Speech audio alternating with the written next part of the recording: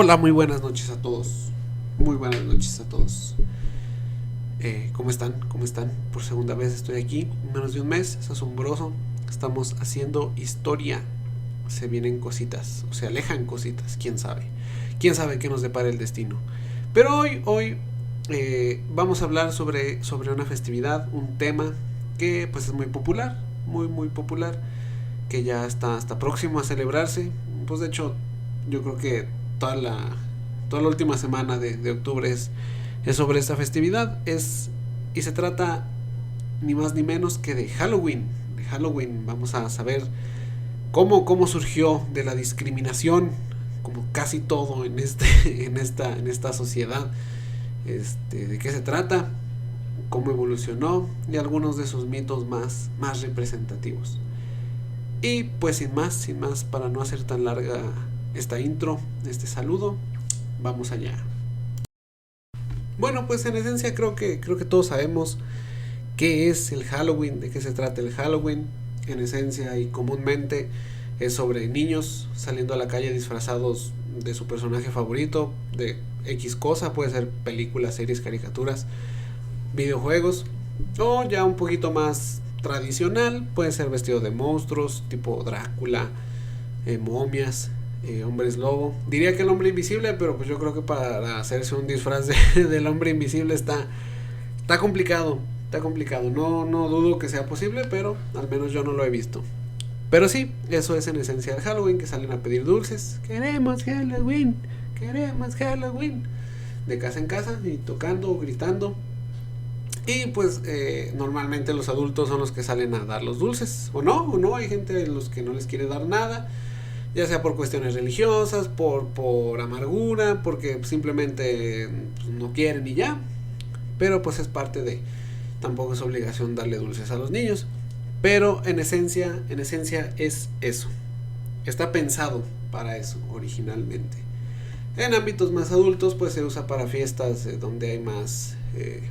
pues temática, pues sí, adulta, ingerir bebidas alcohólicas, a veces droga, eh, bailes un tanto obscenos, pero sí, también se usa para como excusa para salir a celebrar con los amigos, que también está perfecto. En esencia, Halloween se conforma de dos festividades muy antiguas. Una de ellas es el Samhain, que es de origen celta, de los druidas, y el otro es el Mundus Patet, espero que sí se pronuncie, que es de origen romano. Primero vamos con el Samhain, que técnicamente es la temporada de cosecha para los celtas, dirigida por los druidas, que eran sus líderes espirituales. Esta temporada se daba entre el atardecer del 31 de octubre, de nuestra fecha obviamente, de nuestro calendario obviamente, y el 2 de noviembre. Eran los días en los que se recogía todo, porque se marcaba el fin del verano y daba paso al invierno, porque antes para ellos no existía el otoño, solo eran tres estaciones, que era primavera, verano e invierno. Para ellos ya empezaba el invierno, era tiempo de recoger la cosecha, de celebrar y agradecer por la cosecha, y se decía, ellos creían que en estas fechas, como era el paso a la temporada más oscura del año, que los días duran menos, los espíritus, tanto fantasmas como hadas, demonios y demás, podían salir libremente a la tierra a hacer vagancias. Por eso se dejaba la ofrenda afuera de la casa, para que así los demonios y demás, y demás entidades pudieran llegar a recogerlo, lo tomaran como su ofrenda y no molestaran a los habitantes. Otras corrientes, otras fuentes dicen que en realidad eran los druidas que se disfrazaban de monstruos, así también de espíritus, que se ponían cuernos, se ponían ropas blancas para aparentar ser espíritus fantasmales y demás, para ellos recoger las ofrendas y pues quedárselas, ¿no? Porque pues ¿por qué no? Si eran los líderes de las aldeas, de los grupos, pues les correspondía una parte más, ¿no? Pero eso es lo que se dice, es lo que probablemente haya pasado, porque es mucho más probable que los druidas se disfrazaran para no quitarles, para recoger, que compartieran la gente de lo suyo, que realmente se estuvieran apareciendo hadas, duendes, monstruos y demás. Pero es lo que ellos creían. De ahí viene el dulce o truco. O sea, dejas tu ofrenda, no te molestan. Si no dejas nada, pues sufrirás las consecuencias y lo pagarás caro. El mundus patet significa en latín de los romanos, mundo abierto, que es el día de los difuntos romanos. Hace referencia a la construcción, a la supuestamente construcción más antigua del Imperio Romano, que se llama Mundus Cereris, que es un pozo el que se ve en la imagen, que supuestamente el mismo Rómulo cavó y selló para separar el mundo de los vivos y de los muertos al momento de fundar Roma. Este pozo se abría únicamente en tiempos de cosecha, justamente entre octubre y noviembre, para que los muertos pudieran venir justamente, a disfrutar de las cosechas, para que también pudieran aprovechar y visitar a sus familiares. La cosa es que también, por ser justamente la transición a la época más oscura del año, también se manifestaban diferentes espíritus, como los larvae, espíritus que se alimentan de la vida de los mortales, básicamente un parásito energético, como le dicen ahora en las prácticas paranormales. Y los maniae, seres que tenían el aspecto de horribles esqueletos que encienden la locura en los vivos, entre otros como los hombres lobo. Tienen también su origen en Grecia y Roma y demás. Pero sí, ese es el mundus patet. Se nombró el nombre de Ceres porque es la diosa de la agricultura, por ser las fechas de la cosecha, ¿no? Eso es el mundus patet.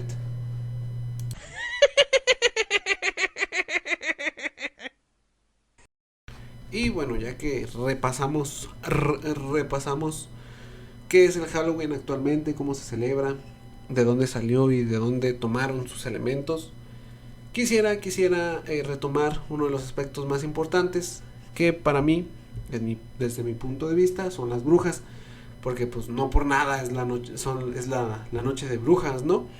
Quisiera comentarles, contextualizarles porque surgió este arquetipo de una bruja, con los sombrerotes, la nariz, las escobas, el caldero y demás. Así que vamos a ello. Esta parte tiene diferentes matices que sí quisiera abordar un poquito con mis palabras, no tanto con la data, que sí me estoy basando en data, se las voy a dejar abajo, no se preocupen, todo esto es real. En cuanto a fuentes, me refiero. el primer aspecto que quiero tomar es su aspecto físico, sobre todo de la cabeza. Durante la época medieval y sobre todo cuando existió la Inquisición, los judíos eran muy muy perseguidos en toda Europa. Quién sabe por qué, ¿verdad? Pero ellos, no es por sonar queriendo discriminar, o haciendo menos un aspecto físico, pero los judíos siempre se han caracterizado por tener una nariz prominente. Entonces, como los judíos tenían esa característica, la Inquisición relacionaba a las prácticas heréticas y paganas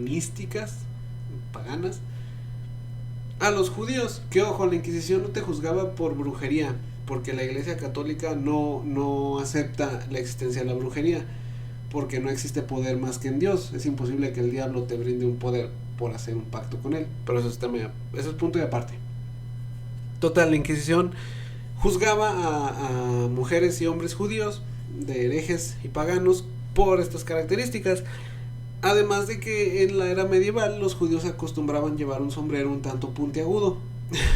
Entonces esta característica pasó a ser parte del estereotipo en ese entonces de cómo se vestía alguien, un hereje, un pagano, alguien que practicaba las artes oscuras. En cuanto a la vestimenta, por aquellas épocas también se acostumbraba que las mujeres curanderas y campesinas que se dedicaban a las plantas, sobre todo, usaban mucho a vestimenta negra. Eran trajes largos de color oscuro. Como la herbolaria, sobre todo, o las curaciones con plantas, los elementos naturales, eran considerados herejes porque otra vez solo Dios tiene el poder de curar. Las juzgaban de paganas, de herejes, y pues ya saben cómo termina lo demás. Esta vestimenta pasaba a ser parte del arquetipo de una bruja también, ¿no? Existían también unas mujeres de donde salió el arquetipo, al menos físico, de las brujas, que se les llamaba fuentes. Quisiera ir a lo tenebroso, a lo macabro, como lo quieran pronunciar. Y en esta parte, estas mujeres se dedicaban a bibliografía, hacer cerveza, que es muy buena, y justamente yo les recomiendo leerla, independientemente de si son en calderos, mujeres, en calderos muy grandes. Se llama, es un libro que se llama El Calimán y la Bruja, sus recetas, que la verdad es que desconozco, pero como eran mujeres que sabían, Silvia Federici, juzgadas es una por su conocimiento feminista, anticapitalista, ¿no? Y está muy bueno, es el libro de esos Calimán y la Bruja, por brujería. Y haremos algunas menciones al martillo de las brujas, que ese tal vez porque después lo profundice un poquito más, porque la brujería es interesante, es una guía para cazar brujas. El caldero pasó a ser que, contrario a lo que mucha gente cree, no es católica, la hizo un estafador y la escoba voladora tiene diferentes teorías, asesinatos, una de ellas es que mujeres acusándolas así literalmente en los pactos que realizaban las mujeres otra vez diablo, la espiritualmente ellas católica con su escoba tiene muchos menos casos, digamos, era una representación, no tiene, porque la iglesia de los fuegos y todo eso, ella se ponía algo real a cabalgar como si llevaran un caballito de palo. Sí, así, que la iglesia protestante, o que los viera una manera espiritual de volar. Como los otra es que anteriormente las mujeres y hombres de luteranos y demás sectas, porque son sectas de hierbas, herbolarios. En este libro de Calimán y la Bruja, la autora untaban sus escobas con estas esencias de las plantas. La época de la conquista, ella no se va tan atrás a la época medieval, porque ella alega y presenta su argumento para sus rituales, ¿no? Toda esta cacería de brujas no fue esa es la parte de la época medieval, de la leyenda negra, de físicamente como es una bruja. Ya a la conquista de América empezaron a agregarle más cosas como las verrugas, llegan los europeos, que eran besos de América, que si tenías una marca en X, y el flujo de plata y oro hacia Europa incrementa muchísimo. Esto provoca devaluación de la moneda e inflación en los costos, y le fueron agregando hasta tener lo que deriva en que como una bruja, ¿no? El costo de la vida sea mucho más alto y el valor del trabajo sea mucho menor, como nos está pasando actualmente. No es nuevo ese fenómeno.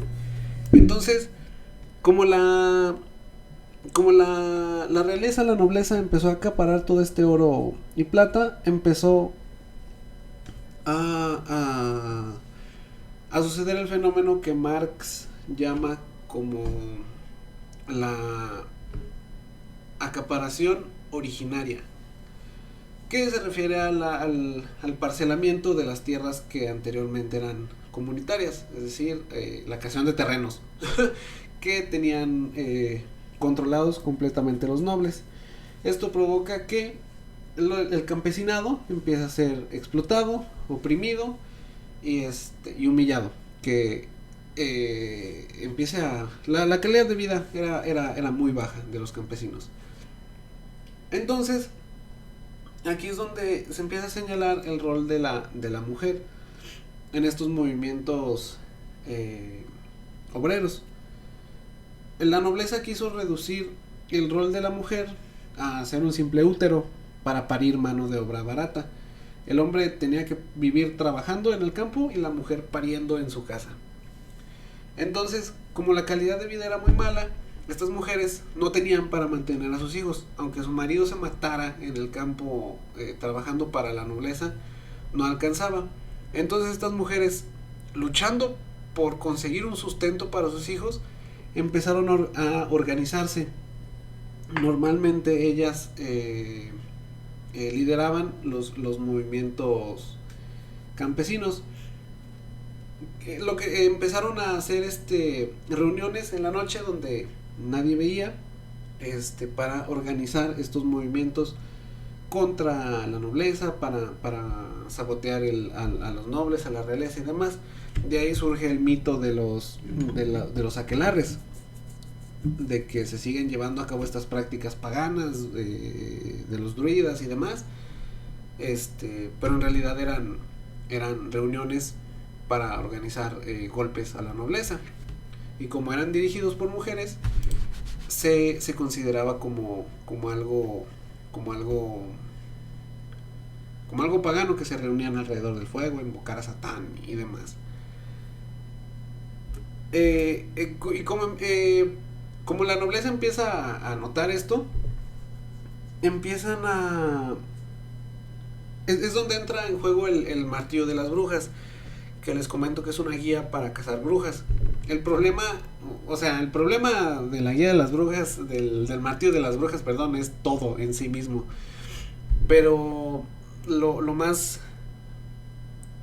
que más resaltaba de ese libro es que no era una guía para saber quién practicaba la brujería y quién no. Era una guía para suponer quién practicaba brujería y quién no. Entonces el autor, que la verdad no recuerdo su nombre en este momento, iba de pueblo en pueblo sembrando cizaña entre los pobladores, sobre todo de hombres contra mujeres, de que, por ejemplo, si una mujer quizás era pobre, que no podía mantener a sus hijos por el excesivo costo de los alimentos, de la vivienda y demás, que siempre estaba con la ropa sucia, mal vestida, mugrosa, pidiendo limosna, empezaba él a sembrar esa cizaña contra esas mujeres, porque por lo general esas mujeres eran insubordinadas. O sea, menciona el ejemplo la autora de que, por ejemplo, una mujer pide una manzana, se la niegan y ella tira la canasta de manzanas. A otra mujer le negaron manteca y leche, entonces lanzó una maldición, entre comillas, al producto del comerciante que le negó la ayuda. Se empieza a realizar este tipo de cizaña contra estas mujeres que vivían mal por culpa de la nobleza, para quemarlas, arrestarlas por sospechas de ser brujas, sacarles confesiones forzadas, que bajo tortura, que evidentemente la tortura era excesivamente misógina. Estamos hablando de violación, de vejación, humillaciones y demás, que obligaban a la mujer a aceptar que era una bruja, y que eventualmente la misma población, no una autoridad eclesiástica ni política ni nada, terminarán quemando a estas mujeres para librarse de las brujas. Se me fue. O sea, este es el contexto histórico de la brujería. Es un proceso para reducir a la mujer a una simple incubadora, para generar mano de obra barata. A lo mejor le suena conocido a cierto discurso pro vida que busca abolir el aborto bajo cualquier circunstancia. O sea, que de ninguna manera el aborto es válido. Cada quien cree lo que quiera creer, pero deriva de esta creencia de que las mujeres deben solo parir para generar mano de obra, alegando que ese es por decreto divino y que son las bendiciones de Dios y demás. Esta persecución siguió progresando hasta que llegó incluso a mujeres poderosas, entre comillas, como eran las las matronas, creo que se les llamaba, ¿quiénes eran las que recibían a los bebés? De la nobleza o de familias ricas. Estas mujeres tenían, o sea, tenían el don primero de traer bebés al mundo y segundo de evitar que llegaran. Conocían métodos anticonceptivos aplicables para la mujer, remedios abortivos y demás. Esto pues muy mal visto porque pues no, ¿cómo va a estar abortando bebés? Además de que se les acusaba de que se los comían, de que se comían a los bebés.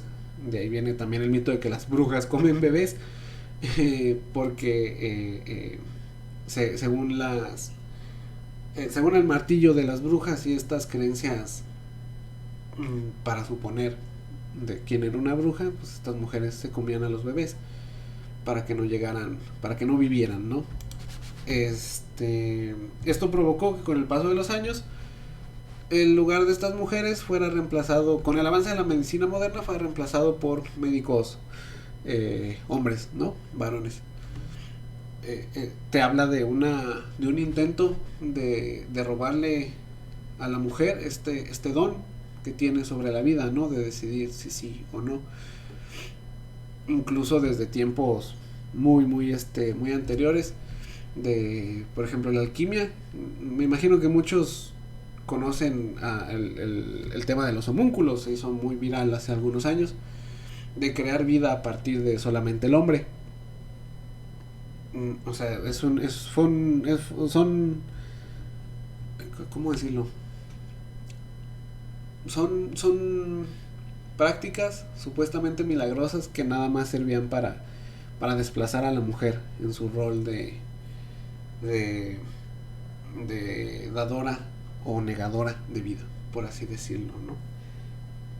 Es muy interesante Calibán y la bruja. A mí me gusta mucho ese libro porque retoma el rol de la mujer en las revoluciones campesinas y obreras de las que hablaba Marx, las que generó el marxismo más que nada. Como ellas eran como muchas veces fueron las cabecillas, como ellas dirigían los grupos, pero incluso Marx las dejó de lado, ¿no? La revolución industrial y todo eso centrada completamente en los hombres, pero bueno, esos son temas aparte. Y pues ya para finalizar, pues mi opinión, pues que las acusaciones de brujería pues simplemente han sido elementos para reprimir, para hacer menos tanto costumbres antiguas como a mujeres en tiempos más recientes, que creo que sigue evolucionando. Sí sigue evolucionando. El conservadurismo lo ha llevado a niveles un tanto ridículos. Esto de que incluso, por ejemplo, recientemente en Japón fue nombrada la primer ministro mujer. Está perfecto, está muy bien, pero esta primer ministro apoya ideas como que en Japón existe la familia imperial, que es puro simbolismo, o sea, no sirven para nada la familia imperial en Japón más que para robar. Pero esta mujer cree que la sucesión debería ser solo de hombres, es de ultraderecha, es prácticamente otra trabajadora de Donald Trump. Y muchos ejemplos así en redes sociales, mujeres defendiendo a muerte, bueno, muerte entre comillas, ¿no? Pues por una publicación en Facebook pues no te mueres, pero defendiendo así a capa y espada ideas o sea, que afectan incluso al género femenino, como que tengan que estar todo el tiempo encerradas en su casa. Si ven a una mujer vestida de X forma en las primarias, que exigen expulsión de los niños porque su mamá se viste de X o Y forma, eso se sigue dando. Creo que, o sea, y de meretriz no la bajan. Se sigue dando, o sea, son acusaciones ligadas completamente al pensamiento que actualmente conocemos como conservador, de derecha. Quizás está mal politizarlo, pero pues, todo tiene que ver con politizar las cosas, o sea, son políticas que están un constante tironeo entre ellas. Creo que la gente debería reconsiderar más apoyar ideas que simplemente las perjudican a ellas, o sea, porque es un tema de mujeres, realmente, son las más afectadas, tanto por ellas mismas como por hombres, porque pues los hombres también son los primeros en, ay, es que esa vieja, ay, es que esa morra, y así, ¿no? Pero total, no me hagan caso a mí. Ustedes reflexionen, lleguen a sus propias conclusiones. Espero que se haya entendido. Traté de hacerlo un poquito más, con más calidad, porque sí era un tema un poquito más amplio que quería abarcar. Aparte del Halloween, que ya se vienen las fiestas, están encima de nosotros. Y nada, nos vemos en el próximo video. Espero que les haya gustado. Y adiós.